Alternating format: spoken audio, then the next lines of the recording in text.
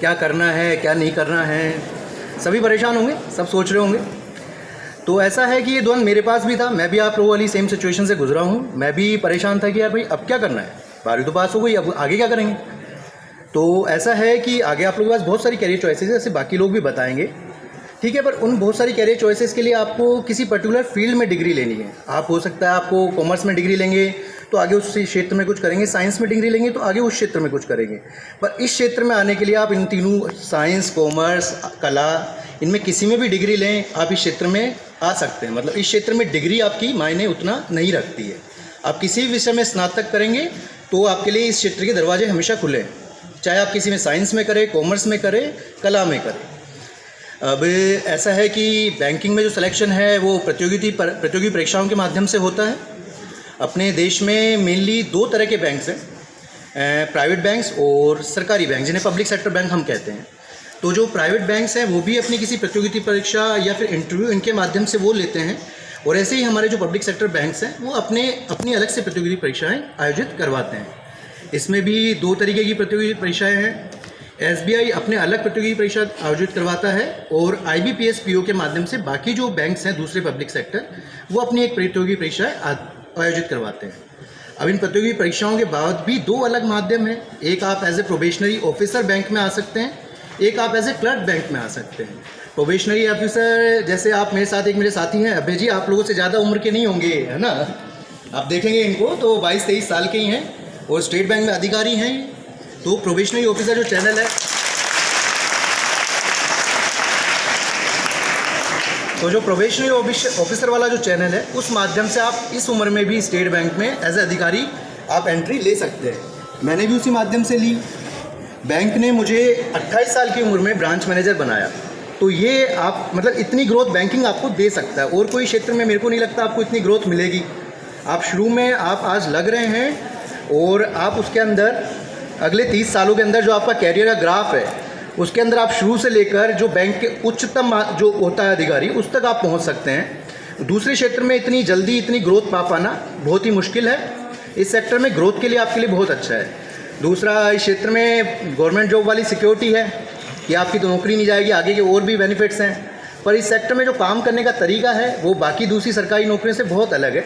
आप इस सेक्टर में आपको मज़ा आएगा कि आप कोई सरकारी नौकरी, जैसे आप थोड़ा देखा होगा आपने ऑफिसों में, दफ्तरों में जाओगे, थोड़े दफ्तरों की हालत भी थोड़ी सही नहीं होती है, पर इसमें आप आओगे तो आपको काम करने के लिए एक बढ़िया ऑफिस, अच्छा एनवायरनमेंट, सब कुछ बहुत अच्छा मिलेगा। तो इसलिए ये बड़ा अच्छा जॉब है। अब आप लोग तैयारी करना चाहते होंगे आगे, तो ये दोनों माध्यम जो मैंने आपको बताए कि एज ए क्लर्क और एज ए प्रोफेशनल, दोनों तरीके से आप ज्वाइन कर सकते हैं। दोनों के अलग अलग एग्ज़ाम्स हैं, आप दोनों एग्ज़ाम्स में से किसी भी के लिए प्रिपेयर कर सकते हैं।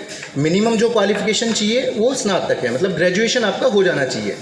तो ग्रेजुएशन होने में अगले, आप में से कई लोग 12वीं में भी होंगे, उनके ग्रेजुएशन में अगले 2-3 साल बाद वो ग्रेजुएट हो जाएंगे। तो आप लोग अभी से ही तैयारी शुरू कीजिए। और अपना जो ज़िला है मंदसौर, उसमें तो इतना अच्छा है कि एक पुराने बैंक कर्मियों ने एक संस्था बना रखी है युवाम, आप वहाँ पे भी पढ़ सकते हैं। वहाँ पे आपको बिना किसी पैसे के पढ़ाया भी जाता है, इस पर्टिकुलर प्रतियोगिताओं की तैयारी भी करवाई जाती है। तो ये अपने ज़िले में एक यूनिक चीज़ है, ये आपको कहीं और नहीं मिलेगी।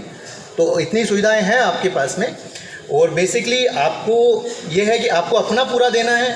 आप अपनी तरफ से पूरी तैयारी करोगे, अभी से आप शुरू करोगे, अगले 3 सालों तक आप करोगे तो डेफिनेटली आपका होगा। क्योंकि इस सेक्टर में क्या है कि नौकरियों की कमी नहीं है। अपने देश में पहले आपने देखा होगा अपन बैंक्स बहुत कम थे, और हर किसी का बैंक में खाता भी नहीं था।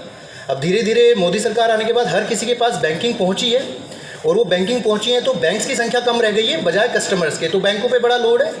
तो इस चीज़ में हमेशा वैकेंसियाँ आएगी, आगे चल के अगले 10 साल तक भी नौकरियाँ खूब आने वाली है। तो आप लोग अभी से तैयारी करें, अभी से ध्यान लगाएं। और ये तो थी बैंकिंग कैरियर की बात। बाकी आप ये जो भी कैरियर आपको बताएंगे, इनमें से कोई सा भी कैरियर आप चूज़ करना चाहते हैं, हर किसी की समस्या रहती है कि उस कैरियर के लिए पढ़ने के लिए पैसा लाए कहाँ से।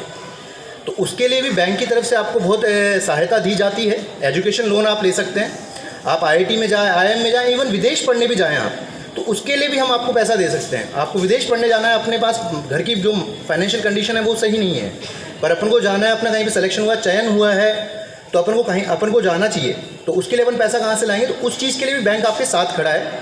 आप कोई भी विषय किसी भी चीज़ में करना चाहें, आप इंजीनियर बनना चाहें, आप डॉक्टर बनना चाहें, आप जो भी बनना चाहें, अगर आप पढ़ पा रहे हैं और आप में पढ़ने की ललक है, तो आपका जो फाइनेंशियल वाला पार्ट है, जो पैसे वाला चीज़ है, इसका ध्यान बैंक रख लेगा। आप अपनी पढ़ाई का ध्यान रख लो, बस ये है कि आप उसका ध्यान रख लोगे तो बैंक आपकी इस चीज़ का ध्यान रख लेगा।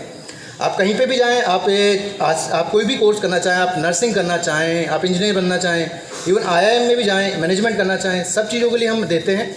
और आजकल तो हम जैसे ITI भी आपको करना है, अपना कोई पर्टिकुलर स्किल निखारना है, जैसे कि ट्रेड्समैन की, जैसे सर ने बताया कि सब नौकरी करने के बारे में ना सोचें, कई लोग अपनी चीज़ें इस्टेब्लिश करने के बारे में भी सोचें, तो उस चीज़ के लिए भी हम लोग आपके साथ में हैं। तो ये है कि आप लोग अपनी तरफ से अपना पूरा देंगे, आप बैंकिंग की भी तैयारी करेंगे तो आप अपनी तरफ से अपना पूरा उसमें प्रयास दीजिए, ठीक है। और अवसर खूब है, अपन को बस एक ही सीट चाहिए, तो अवसर अपन को लेना आना चाहिए, अवसर तो बहुत है, ठीक है, ऐसा नहीं कि अवसर कम ही है। तो मेरा तो यही है, आप लोगों से आगे बढ़िए, पढ़िए, अच्छे से बढ़िए। आपको और भी कैरियर का कोई मार्गदर्शन अगर ऐसा चाहिए तो युवा में भी आप आ सकते हैं, हम लोग वहाँ पे भी आपको बताने के लिए मिल जाएंगे। कभी कभार मैं भी वहाँ पे कई बार पढ़ा देता हूँ, तो कई बार मैं भी हो सकता है आपको मिल जाऊँ वहाँ पढ़ाता हुआ, तो आप वहाँ पे भी आ सकते हैं, हम इस चीज़ का मार्गदर्शन आपको देंगे। और दूसरा रहा आपका, अगर इनमें से कुछ करना है आपको और फाइनेंशियल कोई नीड है, तो यहाँ आपके पास में मुख्य शाखा है मंदसौर स्टेट बैंक की, वहाँ आइए, आपको हर तरीके से फाइनेंशियल जो सुविधाएं हैं वो उपलब्ध कराई जाएगी।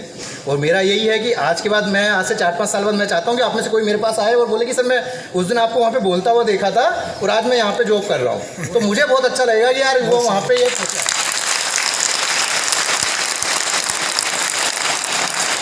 तो इसी के साथ बहुत बहुत धन्यवाद प्राचार्य महोदय का और आप लोगों का कि आप लोगों ने मुझे पेशेंस से सुना। और अब मैं जो नेक्स्ट है मैम, उनसे करूँगा रिक्वेस्ट कि आपको और आगे